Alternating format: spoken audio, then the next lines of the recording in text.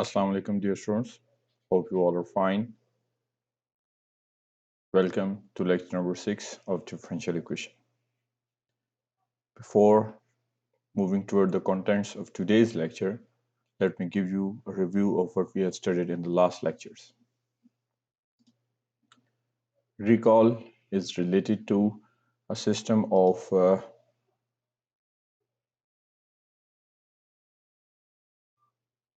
homogeneous differential equation.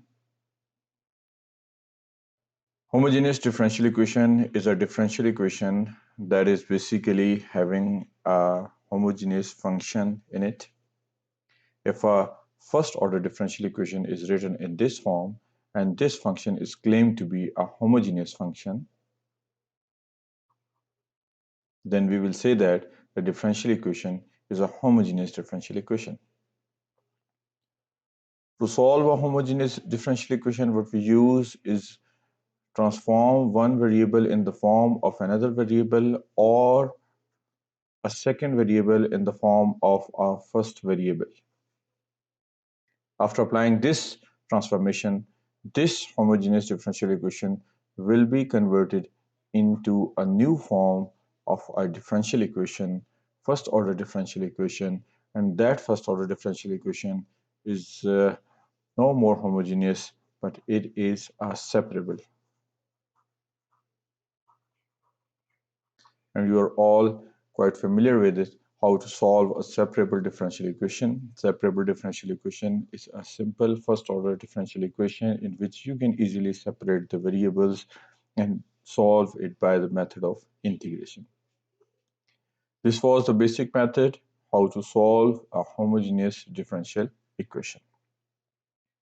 After that, we studied the equations which are not homogeneous in nature, but they could be reduced to homogeneous differential equation, or these equations could be reduced to separable differential equation so that we can move toward the solution of the differential equation.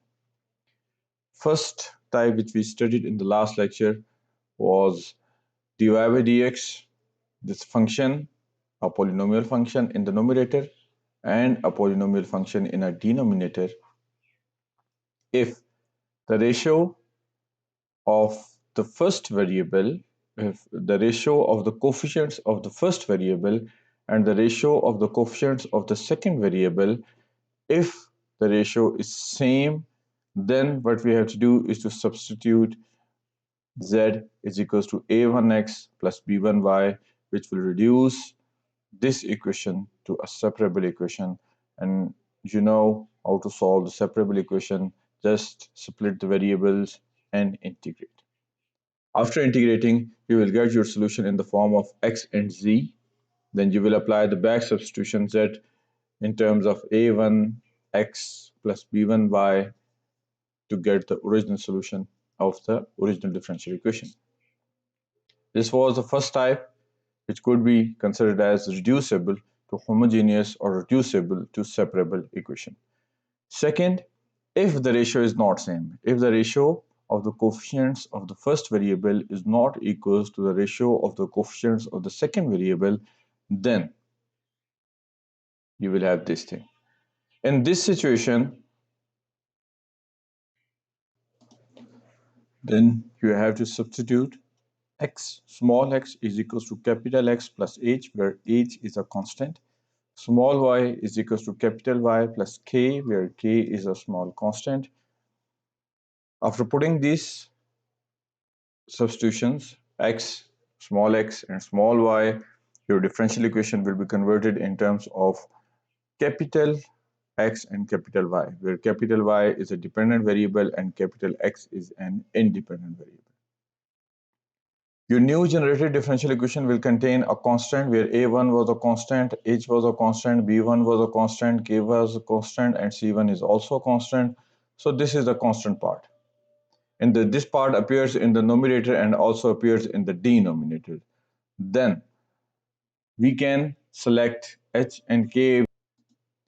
In this constant, what we have done is h and k is a post constant, and the value of h and k could be calculated by putting these two constants equals to 0, like this. From here, we can find the value of small h and small k, where small h and small k, both of these are the constants. After putting these things equals to 0, we will get this differential equation in this form, and this is the homogeneous form of a differential equation. The original differential equation is now converted into a homogeneous differential equation. Then we will proceed according to the method of homogeneous differential equation, that is, substitute capital Y is equals to u, replace one variable in the form of another variable, or the second variable in the form of the first variable. By doing this, you will get a separable equation, and by a separable equation, you can solve by the method of simple integration. This is how you can solve homogeneous equations, or the equations which could be converted in the form of homogeneous differential equations could be solved in this way. Now let us move toward the contents of today's lecture. Today we will study a different kind of a first order differential equation, and the name of that differential equation is exact differential equation. Here comes the exact differential equation. Let me first give you a review of what is exact differential equation. Exact differential equation वो differential equation होती है जिसके अंदर जो differential हो वो exact differential की properties को hold करता हो. Exact differential की properties क्या होती हैं?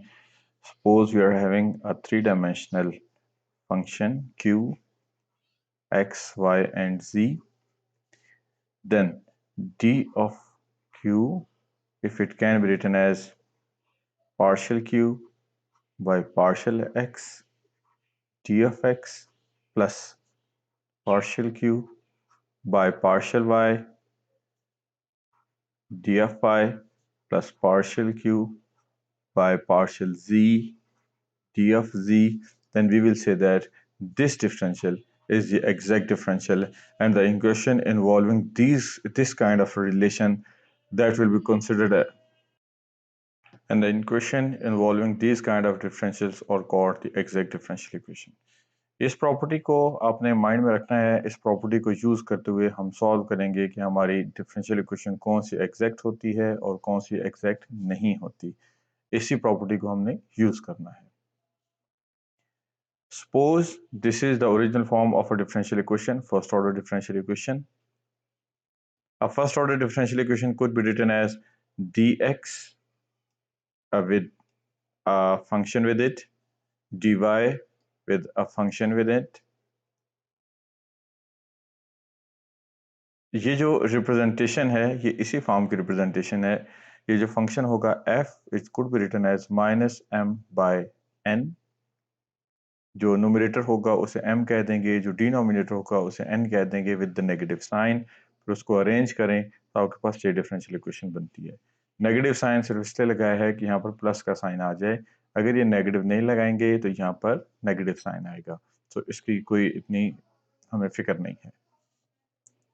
If according to the exact differential equation जो dx लिखा है उसके साथ x का डिफरेंशियल होता है, जो dy लिखा है उसके साथ y का डिफरेंशियल होता है. अगर x के dx के साथ जो फंक्शन लिखा हुआ है वो y का डिफरेंशियल है और जो y के साथ लिखा हुआ है वो x का डिफरेंशियल है, तो ये जो डिफरेंशियल इक्वेशन है ये एग्जैक्ट डिफरेंशियल इक्वेशन कहलाएगी. अब हम ये वेरीफाई कैसे कर सकते हैं? देखिए, अगर ये जो टर्म लिखी हुई है ये x का डिफरेंशियल है तो इसका जब मैं y से डेरिवेटिव लूंगा तो ये क्या बन जाएगा? Partial square q bye partial y partial x. और अगर मैं इसका x से डेरिवेटिव लूंगा तो ये टर्म क्या बन जाएगी? Partial square q bye partial x partial y. अगर ये दोनों टर्म्स सेम होगी तो इसका मतलब क्या होगा कि ये x का डिफरेंशियल था, ये y का डिफरेंशियल था. I repeat my statement. This is the only step in the exact differential equation कि जो x के साथ लिखा है वो x का डिफरेंशियल होगा, जो y के साथ लिखा है वो y का डिफरेंशियल होना चाहिए. अब ये आप चेक कैसे करते हैं? चेक करने के लिए जो x के साथ लिखा होता है उसका y से डेरिवेटिव लेते हैं, जो y के साथ लिखा होता है उसका x से डेरिवेटिव लेते हैं और ये कंफर्म करते हैं कि दोनों का आंसर इक्वल आ जाए as q is a continuous function. यहाँ पर हमने m का डेरिवेटिव लिया विद रिस्पेक्ट टू y, इसी तरह n का डेरिवेटिव लिया विद रिस्पेक्ट टू x। अगर दोनों इक्वल आ गए तो ये एग्जैक्ट डिफरेंशियल इक्वेशन कहलाएगी।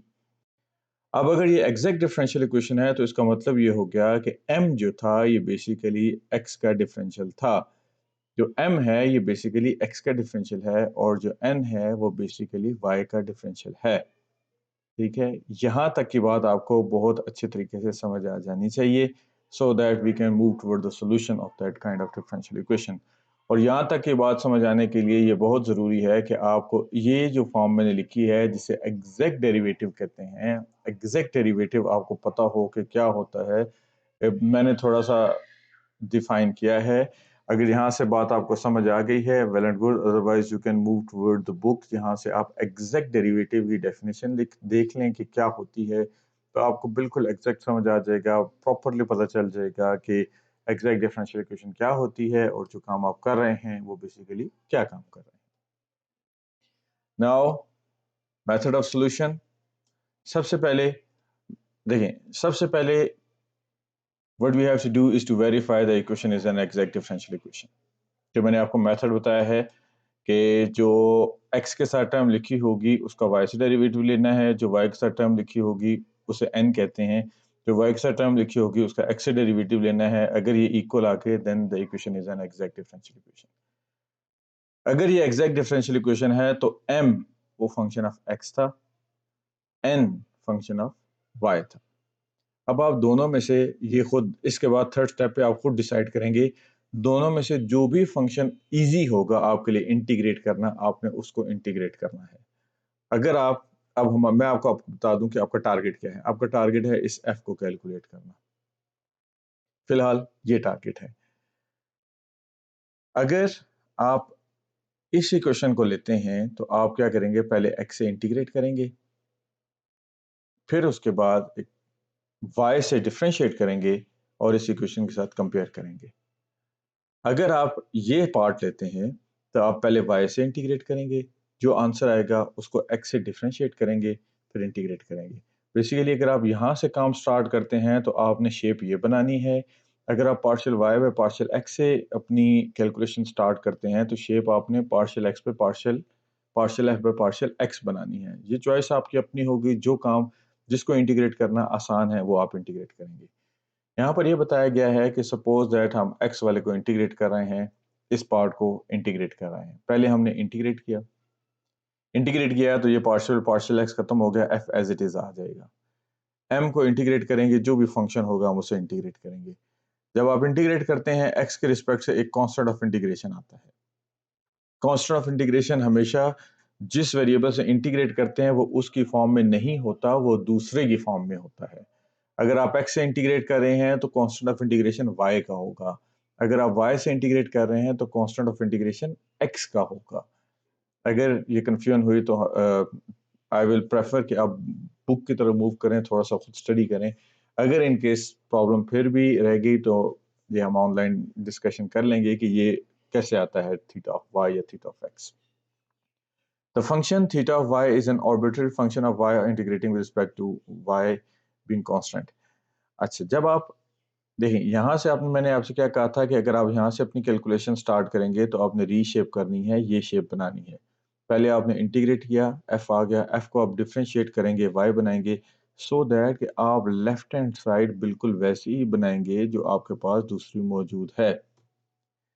ये पार्शियल है पे पार्शियल y है, ये भी पार्शियल है पे पार्शियल y है, तो ये कैसे आएगा अगर आप डिफरेंशिएट करेंगे विद रिस्पेक्ट टू y। ये फंक्शन ऑफ y था, अब इसका डेरिवेटिव आ जाएगा। लेफ्ट साइड के इक्वल है तो इट मींस राइट साइड के इक्वल है। राइट साइड आपके पास ये आई थी और यहाँ पर आपके पास n है। यहाँ से आपका टारगेट है ये थीटा कैलकुलेट करना कि थीटा मिल गया तो काम खत्म। थीटा मिल गया, यहाँ पर आपने थीटा पुट किया तो आपका फंक्शन कंप्लीट, f आपका आंसर होगा, ये आंसर है आपका। अब the only confusion left is theta of y। Theta of y is an unknown function है, कांस्टेंट है, ये क्या है नहीं पता। अब ये कैलकुलेट करेंगे, बात खत्म। ये कैलकुलेट करने के लिए हम इससे आगे मूव कर रहे हैं। कंपेयरिंग करके आपको थीटा y की वैल्यू मिल जाएगी। थीटा प्राइम ऑफ वाई की वैल्यू मिली है, हमें थीटा ऑफ वाई चाहिए, तो आप इस प्राइम को खत्म करने के लिए इंटीग्रेट करेंगे। अगेन इंटीग्रेट जब करेंगे तो आपके पास ओरिजिनल थीटा आ जाएगा। जब थीटा आ जाएगा उसको इस जगह पे सब्स्टिट्यूट करें तो ये लाइन आपका आंसर बन जाएगी।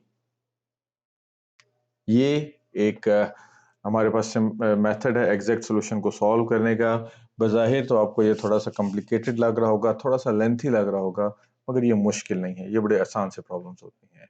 Then again, if it is an initial value problem, what you have to do is to find the value of this constant. This is the general solution. If you have the initial conditions, what you have to do is to move toward the particular solution. ये बातें हम पहले discuss कर चुके हैं।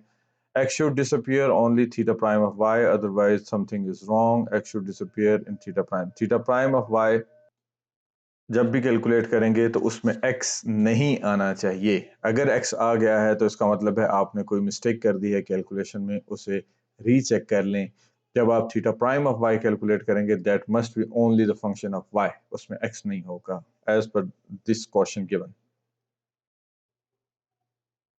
Now we have studied how to find the solution of the exact differential equation. Let us move toward the example, the practice problems. First example, very simple kind of an example containing small kind of functions. Example 1, मैं start उसी अंदाज में करता हूँ जिस अंदाज में आपके पास पिछली प्रैक्टिस के क्वेश्चंस थे। Suppose that the function is dy by d of x, उसमें आपके पास f की फॉर्म में थे, तो अगर मैं इसे dy by dx की फॉर्म में रखना चाहूँ तो जो मेरे पास टर्म्स बनेंगी that will B 3x square y plus 2 over x cube plus y minus sine, ये फॉर्म बनते हैं जिसको आपने लास्ट जो टाइप ऑफ डिफरेंशियल इक्वेशंस की हैं आपने इसे f ऑफ x, y का नाम दिया गया था। अगर आपके पास डिफरेंशियल इक्वेशन इस फॉर्म में गिवन है तो इसलिए आपने परेशान नहीं होना, आप उसे रीअरेंज या उसे प्रॉपर फॉर्म में ला सकते हैं। सो आप उसे प्रॉपर फॉर्म में इस फॉर्म में लेके आएंगे। इस फॉर्म में जब लाएंगे तो जो x का कोफिशिएंट होगा that will be named as m और जो y का कोफिशिएंट होगा that will be named as n। मैंने आपसे ये कहा था जो x का कोफिशिएंट है that should be the differential of x, जो y का कोफिशिएंट है that should be differential of y। उसे वेरीफाई करने के लिए आप x के कोफिशिएंट का y से डेरिवेटिव लेंगे, दैट मीन्स आप m का with respect to y derivative लेंगे, n का with respect to x derivative लेंगे। अगर दोनों का आंसर सेम आ गया then we will say that the equation is an exact differential equation. अगर दोनों का आंसर सेम आ जाए then what this function जो कि x के साथ लिखा हुआ है जिसे हमने m का नाम दिया है, ये डिफरेंशियल ऑफ x है। जिसे आपने m का नाम दिया है वो डिफरेंशियल ऑफ x है। जिसे आपने n का नाम दिया है और y के साथ अपीयर हो रहा है वो डिफरेंशियल ऑफ y है। इसका मतलब ये होता है अगर ये चीज हो जाए तो उसका मतलब ये होता है। फिर इसके बाद जो डिफरेंट स्टेप्स मैंने बताए थे, मैंने आपसे ये कहा था या तो आप अपना काम यहाँ से इसकी तरफ स्टार्ट करेंगे या फिर आप यहाँ से इसकी तरफ स्टार्ट करेंगे, एज पर योर चॉइस, जो मर्जी आप करें, इसका क्वेश्चन से कोई ताल्लुक नहीं है। जो काम अच्छे तरीके से आप कर सकते हैं आपने वो करना है। क्वेश्चन क्या कर रहा है, क्वेश्चन एक्स वाले से ये पैटर्न फॉलो कर रहे हैं। अब मैं आपको स्टेप्स यहाँ पर बता दूं, partial f by partial x है और दूसरे वाली equation partial f by partial y है। अब आपने क्या करना है, इसको पहले इंटीग्रेट करना है। इंटीग्रेट करेंगे तो ये f बन जाएगा, x खत्म हो जाएगा इंटीग्रेट करके, विद रिस्पेक्ट टू x करेंगे क्योंकि यहाँ पर x है। f बन गया, मगर आपने जो शेप बनानी थी वो ये बनानी थी, तो अब आप दोबारा इसको सॉल्व करेंगे और डिफ्रेंशिएट करेंगे। पहले इंटीग्रेट करेंगे फिर डिफ्रेंशिएट करेंगे। यहाँ पर क्या डिफरेंशियल है y, तो y से इंटीग्रेट करेंगे तो ये बन जाएगा partial f bye partial y। जब ये partial f bye partial y बन जाए और यहाँ पर partial f bye partial y मौजूद हो तब आप दोनों को कंपेयर करेंगे। कंपेयर करेंगे तो यहाँ पर एक कांस्टेंट आएगा, वो कांस्टेंट ट्रेस करना है by using the method of comparison. ये आपका काम है और वो जो कांस्टेंट आएगा उस कांस्टेंट को यहाँ पर सब्स्टिट्यूट करेंगे तो आपका आंसर आएगा। ये वाला जो स्टेप है, दिस इज योर आंसर, मगर वो कांस्टेंट पुट करने के बाद। अब ये मैंने सारा पैटर्न फॉलो करना है और ये काम मैंने करना है। पहले करते हैं integrate with respect to x. Integrate किया विद रिस्पेक्ट टू एक्स, तो ये जो फंक्शन था ये एक्स क्यूब बाय 3 बन गया, 3 कैंसिल, वाई प्लस 2x। मैंने आपसे ये कहा था कि जब आप x से इंटीग्रेट करेंगे तो y का कांस्टेंट अपीयर होगा, जब y से इंटीग्रेट करेंगे तो x का कांस्टेंट अपीयर होगा। ये पहला स्टेप हो गया। यहां तक स्टेप हो जाए तो फिर मैंने ये कहा था डिफरेंशिएट करेंगे विद रिस्पेक्ट टू y। अब मेरा काम ये है, अब इससे आगे मैं क्यों जाना चाह रहा हूँ, मेरा f जो है ये आंसर है, ये याद रखिएगा। अब मैं इससे आगे क्यों बढ़ना चाहता हूँ, मैंने ये h कैलकुलेट करना है। h कैलकुलेट करने के लिए मुझे कंपैरिजन का मेथड अडॉप्ट करना है, इसलिए मैं आगे बढ़ रहा हूँ।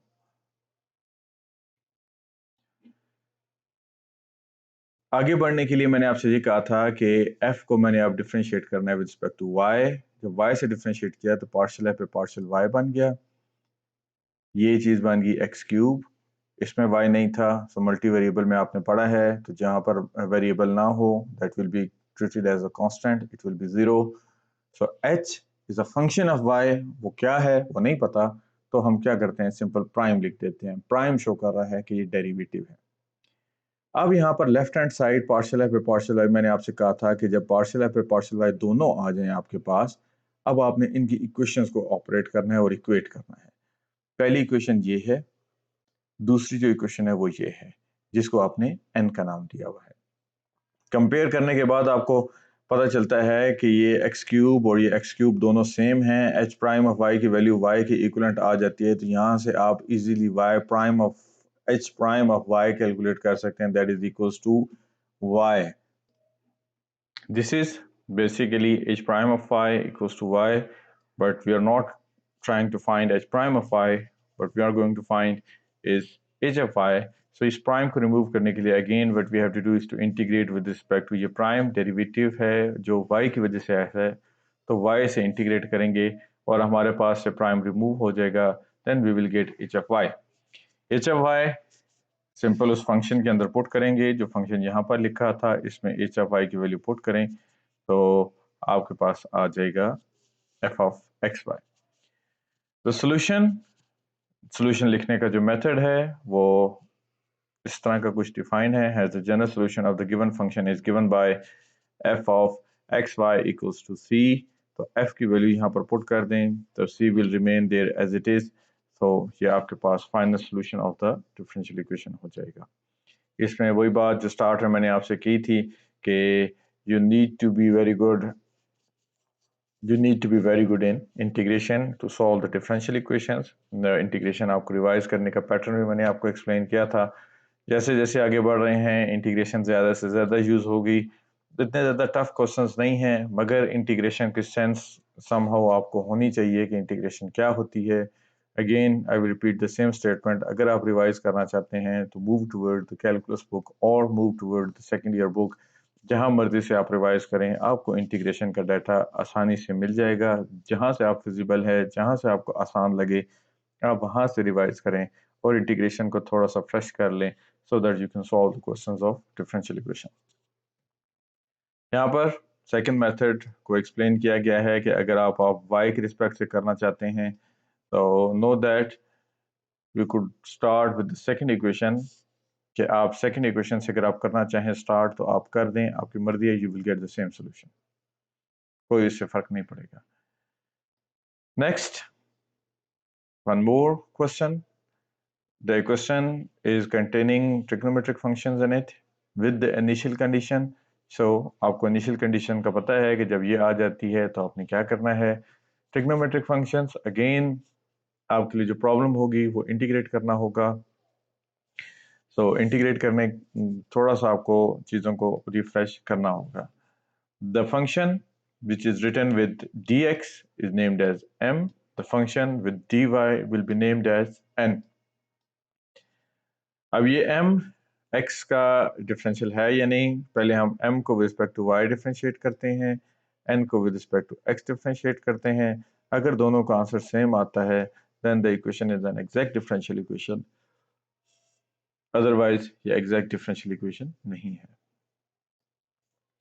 अब ये एग्जैक्ट डिफरेंशियल इक्वेशन बन जाती है once it is an exact differential equation and it is clear declared that it is an exact differential equation, then आप इसे एफ की फॉर्म में लिख सकते हैं। m is a differential of x, n is a differential of y। जी, जब हम इस फर्स्ट वाली इक्वेशन को इंटीग्रेट करते हैं तो इंटीग्रेशन का पार्ट मैं आपको शो कर देता हूँ कि इंटीग्रेशन कैसे की है। Integrating with respect to x, so it will be 2y sin x cos x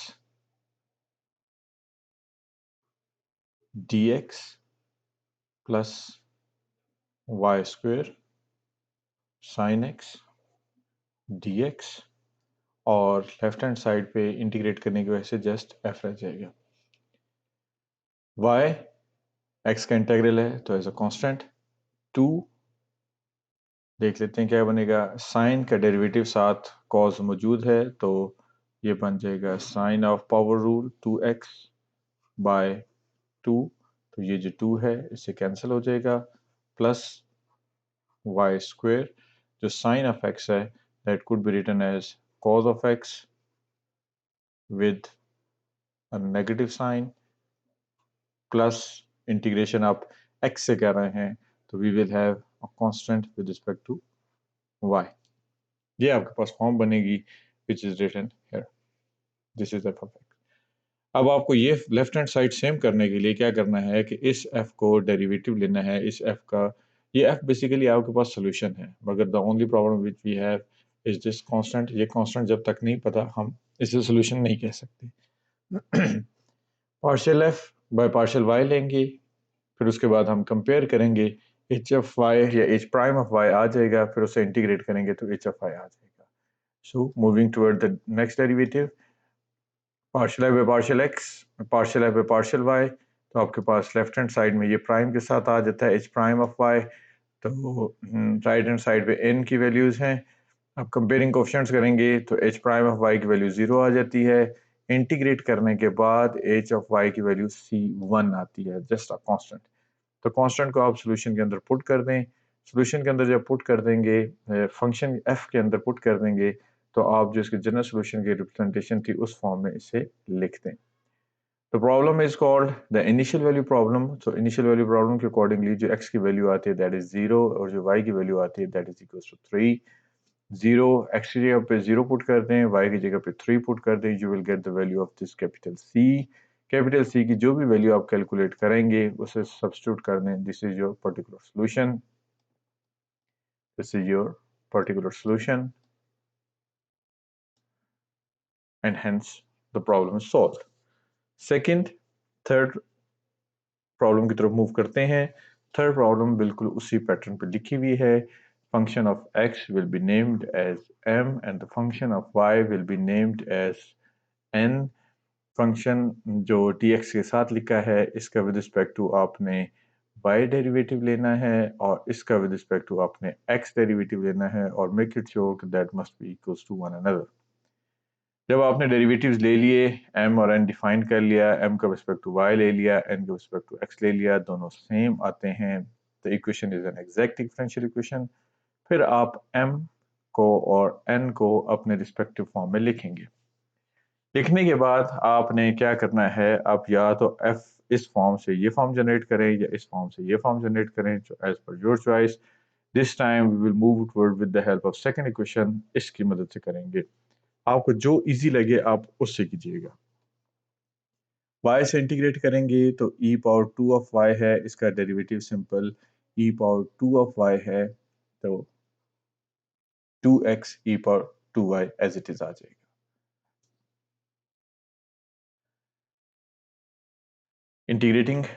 integration को मैं थोड़ा सा अलग से एक्सप्लेन कर देता हूँ। 2x e पावर 2y, इसको रिस्पेक्ट टू y इंटीग्रेट करेंगे, minus x cause of xy dy, और लेफ्ट साइड पे f रह जाएगा। 2 is a constant, x is a constant, और जब भी एक्सपोनेंट के पावर का डेरिवेटिव साथ मौजूद हो तो एक्सपोनेंट एज इट इज आते हैं। इसके पावर का डेरिवेटिव रिस्पेक्ट टू y लें तो 2 आता है, तो 2 ऑलरेडी मौजूद है, so it can be written as x e power 2y as it is आ जाएगा, minus x is a constant, cos of xy, x is a constant but we need x in this form, cos of xy जब इसके angle का derivative साथ मौजूद हो तो cos sign में बदल जाता है, साइन ऑफ xy, प्लस हमने y के रिस्पेक्ट से इंटीग्रेट किया है तो ये आ जाएगा constant with the function of x, ये फॉर्म जनरेट होती है। ये मैंने इंटीग्रेशन थोड़ी सी इसलिए बताई है क्योंकि एक्सपोनेंशियल और ट्रिग्नोमेट्री इकट्ठे आ रहे हैं ताकि आपकी कंफ्यूजन इन केस है तो वो रिमूव हो जाए। Here we have x equal to y sin of xy plus y square plus h of x। y square function शायद ऊपर मैंने मिस कर दिया था, सो y को इंटीग्रेट करेंगे तो it will B y square by 2, 2 cancel हो जाएगा, रिमेनिंग पार्ट ये रह जाएगा। मैं वही बात जो हर दफ़ा कर रहा हूँ, एच एफ एक्स ये नेक्स्ट टारगेट है कैलकुलेट करना, जब आ जाए तो इस जगह पे पुट करेंगे तो you will get your solution. इसे फाइंड आउट करने के लिए you have to differentiate with respect to x, x से डिफरेंशिएट किया, यहाँ प्राइम बन गया, देन कंपेयरिंग करने के बाद you will gate H prime of x, इसकी वैल्यू आएगी। अगर कोई कंपैरिजन में नहीं बचता तो जीरो आएगी, अगर कुछ बच गया तो वो जितना भी रिमेनिंग पार्ट होगा वो सारे का सारा एच प्राइम ऑफ एक्स होगा। Is prime of x, but we need h of x, so integrate, we will get the constant, constant की फॉर्म में पुट कर दें और फंक्शन की फॉर्म में लिख दें, you will get your solution. If the solution is containing a parameter c, it is called general solution. अगर initial value problem होती तो हम इस parameter को remove करते और अपने आंसर को general particular solution की फॉर्म में लिख लेते, c की particular values find out करते। There are some more examples related to the same topic. In examples को आप लोग खुद देख लीजिएगा और at the end of this lecture I have given some practice questions. In practice questions को आप लाजमी attempt कीजिएगा. Some of them are containing the initial conditions and while the other ones are not containing the initial conditions. जिसमें initial conditions उनको आपने up to particular solution solve करना है और जिसमें initial conditions नहीं होंगी उनको आप जस्ट जनरल सोल्यूशन तक सॉल्व कर लेना है और अपने क्वेश्चन को कंप्लीट कर लेना है। At the end, there are some question. Find the value of k so that the differential equation is exact differential equation. तो याद रखिएगा, जब कभी भी इसका मैं हिंट आपको बताता चलूँ, जब कभी भी आपके पास कोई अननोन फाइंड आउट करने का ऑप्शन आता है या फाइंड आउट करने का कहा जाता है तो ये हम उस एक्सप्रेशन या इक्वेशन से कैलकुलेट करते हैं जहाँ पर लेफ्ट हैंड साइड हो equals to the right hand side हो, तब हम इन्हें प्लस माइनस करके ये अननोन वेरिएबल कैलकुलेट करते हैं। और इक्वेशन कैलकुलेट करने के पूरा जो मेथड आपने एग्जैक्ट किया है उसमें दो जगह पे आपने इक्वेशन जनरेट की हैं। एक पहली जगह जहाँ पर आपने इक्वेशन जनरेट की है वो है partial m by partial y is equals to partial n by partial x। ये एक इक्वेशन है। आई होप सो कि इस एक इक्वेशन से ही आपके पास k आ जाएगा। ठीक है, सो आप यहाँ तक मूव करेंगे जो भी एक्सप्रेशन बनेगा, क्योंकि क्वेश्चन में गिवन है कि एग्जैक्ट है, एग्जैक्ट है तो फिर इट मीन्स ये पार्ट इक्वल है, अगर इक्वल है तो यहाँ से आप के निकाल लेंगे। ठीक है, ये 9th और क्वेश्चन नंबर 10 के लिए आप इसे एज अ हिंट समझें कि जब भी एक्सप्रेशन बनेगा उसमें से आप के कैलकुलेट कर ले। अगर सॉल्व होता है वेल एंड गुड, नहीं होता तो इंशाल्लाह ऑनलाइन सेशन में मैं इस प्रॉब्लम को सॉल्व कर लूँगा और as per your demand. Thank you very much students, अपना ख्याल रखिएगा और लेक्चर को अच्छे तरीके से रिवाइज करें और जितने भी प्रैक्टिस क्वेश्चंस हैं अपने फ्रेंड्स आपस में डिस्ट्रीब्यूट करें और एटलीस्ट हर क्वेश्चन को अटैम्प्ट करें। आपके पास हर इस चीज़ की गारंटी होनी चाहिए कि जितने भी क्वेश्चन हैं ये सब के सब सॉल्वेबल हैं। इन केस किसी क्वेश्चन में कोई ऐसा इंटीग्रेशन का या कोई टेक्निकल इशू है तो वो मेंशन करना है, वो मुझे बताएं so that I could help you sort out the problem और जो बेसिक कॉन्सेप्ट है वो अच्छे तरीके से एक्सप्लेन कर सकें। थैंक यू वेरी मच, अपना ख्याल रखिएगा, अल्लाह हाफिज़।